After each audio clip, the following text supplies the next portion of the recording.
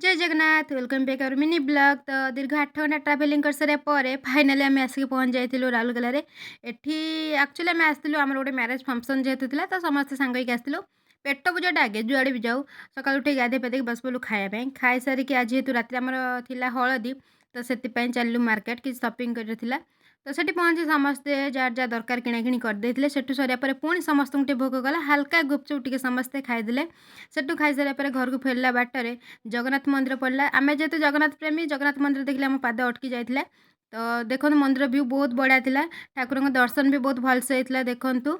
प्रभु दर्शन सारी फेरी घर को तो से टाइम हो जाता हल्दीर समस्ते मिसिक बस पड़े प्रिपेरेसन करने हल्दीर देखो डेकोरेशन केमती चलती जोरदार देन आसते ग्रूम्स को समस्ते हल्दी टी लगे देके निज निज पोज रे फोटो उठेदेले फोटो तो आगे जहाँ भी हो फोटो उठाटा आगे एक्चुअली किसी दिन हम आमर आसी पार ना मिनी ब्लॉग जेहेतु फंक्शन पर फंक्शन रही जाऊँगी तो भय देवाई टाइम ही होनी बाहर टू अधिक एक्साइटेड थी आम सत कथा डांस टी है डांस पर देखो आगू आम आहरी वीडियो आसो से वीडियो आम कंटिन्यू करूँ। जय जगन्नाथ।